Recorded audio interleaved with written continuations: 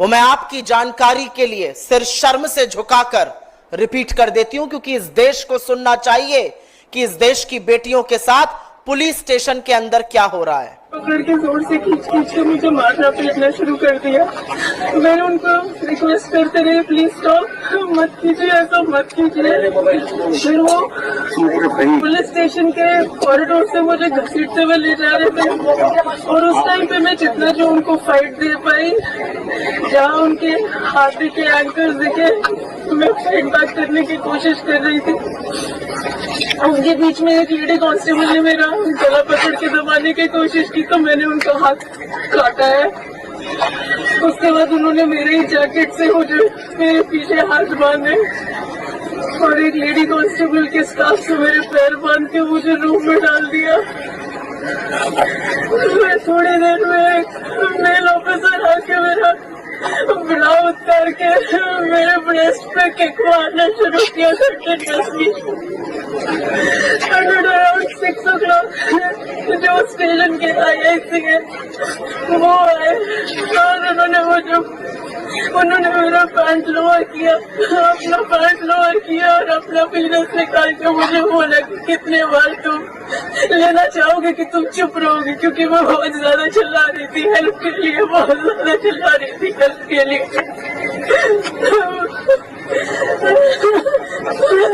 Please please please.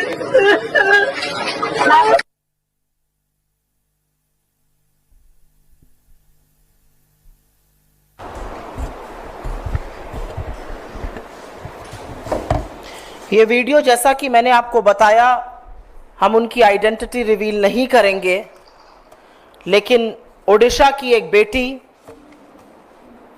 अपना restaurant बंद करके रात को निकलती है। कुछ लड़के उसके साथ ईव टीजिंग की बात करते हैं।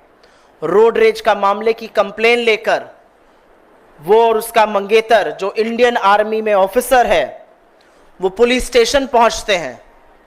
उस महिला की ना सिर्फ वहां पर पिटाई की जाती है, बल्कि जो उसने अपना दर्द और त्रासदी पुलिस स्टेशन की बयां करी, वो मैं आपकी जानकारी के लिए सिर शर्म से झुकाकर रिपीट कर देती हूं, क्योंकि इस देश को सुनना चाहिए कि इस देश की बेटियों के साथ पुलिस स्टेशन के अंदर क्या हो रहा है। विभत्स है जो उन्होंने बताया है। उन्होंने कहा कि उनको पुलिस स्टेशन में हाथ पैर उनके बांध दिए गए। एक महिला पुलिसकर्मी ने यह किया, और उसके बाद एक पुरुषकर्मी आता है और वो आकर उनके अंडरगारमेंट्स को निकाल देता है, उनकी छाती, उनके ब्रेस्ट पर किक करता है, और यही नहीं, अपनी खुद के प्राइवेट पार्ट्स को दिखाकर उसने जो शब्द कहे वो मैं नहीं कह सकती हूं यहां पर। यह ओडिशा में हो रहा है, उस ओडिशा में जहां आज भाजपा की सरकार के 100 दिन पूरे हुए हैं। नरेंद्र मोदी 17 तारीख को ओडिशा जाकर महिला सशक्तिकरण की, महिला सुरक्षा की बातें करते हैं, और उसी के कुछ घंटों में पता चलता है कि ओडिशा की इस बेटी के साथ पुलिस स्टेशन में दरिंदगी की गई। दरिंदे सिर्फ सड़कों पर नहीं, बीजेपी की सरकार में पुलिस स्टेशन के अंदर भी हैं। और यह कोई अबला नारी नहीं थी, ये एक लॉयर है, ये भारतीय सेना के अधिकारी की मंगेतर है। वो भारतीय सेना का अधिकारी जो सिख रेजिमेंट का मेजर है, मैं उनका नाम यहां नहीं बोल रही हूं। सिख रेजिमेंट के एक मेजर की मंगेतर के साथ देश अपना ऋण इस तरह से चुका रहा है। ये वो इंडियन आर्मी ऑफिसर्स होते हैं जो रेगिस्तान की तपती गर्मी और सियाचिन की हाड़ कांपती ठंड में इस देश की सरहद की सुरक्षा करते हैं, और एक कृतज्ञ राष्ट्र उनको इस तरह से इस चीज का इनाम दे रहा है। वो लड़की चिल्लाती रही, मेरी मदद करो, मेरी मदद करो, और उसके बाद भी उसकी मदद करने के लिए कोई आगे नहीं आया। और यह असलियत है कि लड़की का असली यौन शोषण ओडिशा के एक पुलिस स्टेशन में उस सरकार के पुलिसकर्मियों द्वारा हुआ, जो आज अपने 100 दिन मना रही है। ऐसा क्यों है कि जहां जहां भारतीय जनता पार्टी की सरकार बनती है, तथाकथित डबल इंजन की सरकार, वहां पर रक्षक भक्षक बन जाता है। ऐसा क्यों है कि भाजपा शासित हर राज्य में विक्टिम शेमिंग का मामला सामने आता है? पहले पीड़िता के चरित्र पर सवाल उठाए जाते थे, अब पीड़िता का यौन शोषण पुलिस स्टेशन के अंदर पुलिस के दरिंदे कर रहे हैं। यह क्यों होता है भारतीय जनता पार्टी शासित राज्यों में? और एक बात तो सच है, नरेंद्र मोदी दौड़ दौड़ कर इधर उधर प्रचार करेंगे, एक शब्द इस पर नहीं बोलेंगे। उनकी महिला मंत्री इस पर एक शब्द नहीं बोलेंगी। इस देश की महिला बाल विकास मंत्री कौन है? अगर मैं आप में से 10 लोगों से पूछूं तो एक व्यक्ति शायद इसका जवाब दे पाएगा। महिला सांसद इस पर नहीं बोलेंगी। हो क्या रहा है इस देश में? पुलिस को देखकर जिन अपराधियों की हाड़ कांप जानी चाहिए, उनसे बचने के लिए जब एक औरत पुलिस स्टेशन जाती है, वहां शरण, वहां सहारा, वहां मदद मांगती है, उसके साथ यौन शोषण पुलिस कर्मी करता है, तो फिर सुरक्षित कहां है इस देश की आधी आबादी? कौन से सशक्तिकरण की बात होती है, यह जानना आज क्यों नहीं जरूरी है? और क्या आधी आबादी के लिए इस देश में कोई जगह नहीं बची है? और एक बात और सच है, और इस बात को मैं प्रबलता से बोलना चाहती हूं क्योंकि दोनों विषय जो हैं वो मेरे हृदय के बड़े समीप हैं। मणिपुर में 2 महिलाओं को, 2 बेटियों को आदमखोरों की भीड़ में नोचा, उसमें से एक कारगिल योद्धा की पत्नी थी। हफ्ता भर नहीं हुआ, अभी मध्य प्रदेश से मामला सामने आया है। 2 आर्मी ऑफिसर्स, 2 आर्मी के सैनिक और उनकी महिला मित्रों और संबंधियों के साथ वो कहीं घूमने गए थे, वहां पर उनकी पिटाई की गई। एक ये कृतज्ञ राष्ट्र है जो व्यक्ति ये सोचकर सरहद पे जाता है कि या तो मैं वापस आऊंगा या तिरंगे में लिपटा हुआ मेरा शरीर वापस आएगा, उसका हम ये बदला दे रहे हैं।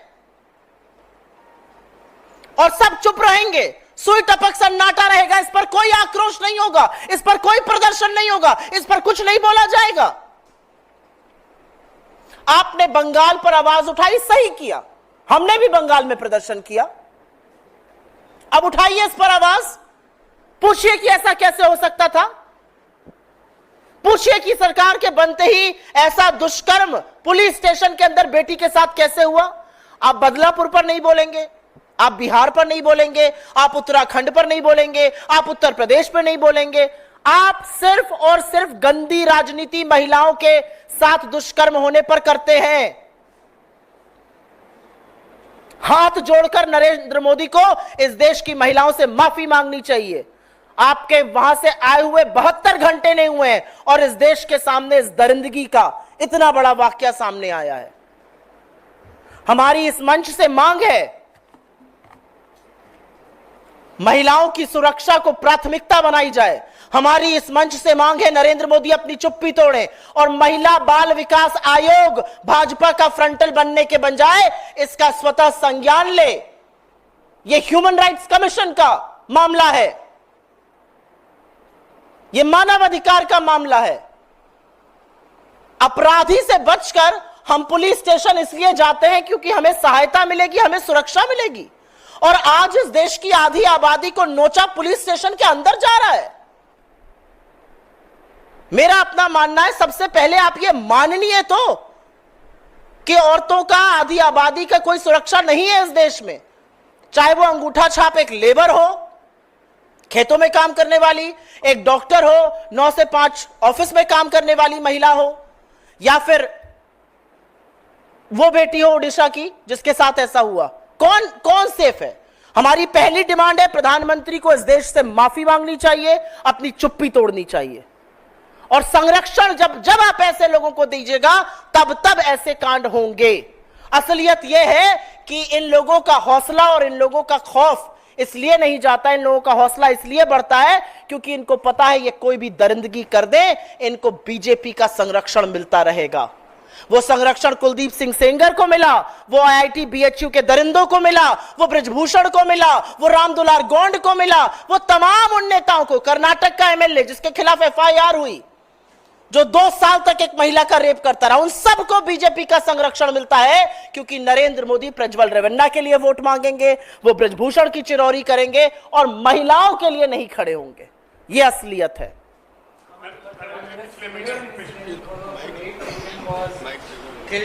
Uttar Pradesh, what? I have to say that in Sambal today, I read that news. It's absolutely shocking. एक लड़की जो कि रेप पीड़िता है, अपने भाई और मां के साथ जा रही थी। एक आदमी आता है जो आरोपी है, जेल से छूटकर गोली से मारकर उसकी हत्या कर देता है। इस कानून व्यवस्था का आप ब्यौरा दे रहे थे। इस कानून व्यवस्था को आप नजीर मान के उत्तर प्रदेश का मॉडल चलाना चाहते हैं। यह असलियत है। कहां है बेटियां सेफ? इस देश की बेटियां कहां सेफ है? पहले उस लड़की का रेप हुआ, आरोपी को सजा हुई, सजा से निकलते ही जब वो जेल से बाहर आया, उसने उस लड़की को मौत के घाट उतार दिया दिन दहाड़े। क्या कर रही थी योगी जी की पुलिस? क्या कहेंगे भाजपा के लोग? इस जंगल राज, भाजपा का जंगल राज उत्तर प्रदेश से लेकर उड़ीसा तक साफ दिख रहा है। बीजेपी ना देखना चाहे वो उनकी चॉइस है, लेकिन उसका जो भुगतान है, उसकी जो कीमत है, वो इस देश की आधी आबादी, इस देश की बेटियां चुका रही हैं।